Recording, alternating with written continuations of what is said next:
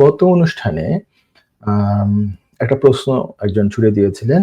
আমার নাম তো অবশ্যই মনে নাই। এটা মেসেজ ছিল যে আ লেভেল 7 কোর্সে স্টুডেন্ট ভিসা যারা আসেন, আমরা তো জানি যে ইন জেনারেল হচ্ছে যে লেভেল 7 মানে মাস্টার্স এর কোর্সে ডিপেন্ডেন্ট অ্যালাউড না। এখন যারা আসেন গত ২৪ জানুয়ারির পর থেকে যাদের কোর্স তাদের কথা বলা হচ্ছে। মানে এখন যদি কেউ আসতে চান তারা সে আইনের আওতায় পড়বেন। অবশ্যই রিসার্চ মাস্টার্স কিংবা পিএইচডি, ডিবিএ সেগুলোতে ডিপেন্ডেন্ট আনার জেনারেলি রুল আছে, কোনো অসুবিধা নাই।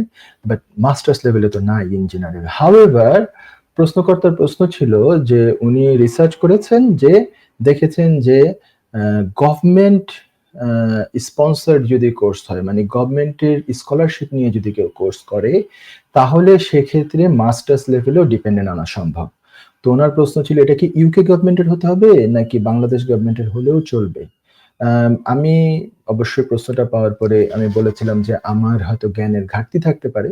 তা সত্ত্বেও আমার মানে হয়তো আমার চোখে পড়ে নাই এটা যে এটা কি সম্ভব কিনা? আমি বলেছিলাম যে না, লেভেল 7 এ স্পন্সরশিপ গভর্নমেন্ট স্পন্সরড কোর্সও যদি হয় তাহলেও ডিপেন্ডেন্ট আনা যাবে না আমার যতটুকু জানা আছে।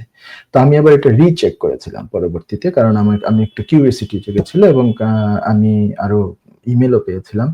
সো আমি তার পরবর্তীতে এটা চেক করে আমি দেখেছি যে আনসারটা হবে অ্যাকুরেটলি সেটা হচ্ছে যে লেভেল 7 এ গভর্নমেন্ট স্পন্সরড যদি হয় কোর্স এবং কোর্সের ডিউরেশন আবার হতে হবে more than 6 months. Usually masters course তো 9 মান্থস এর কোর্স আপনারা জানেন।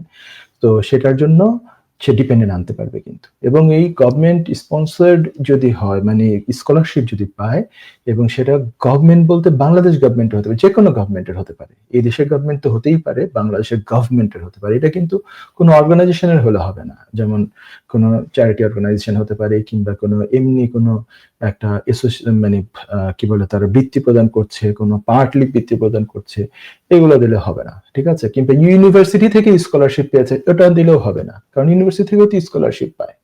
সামান্য হলেও পায়।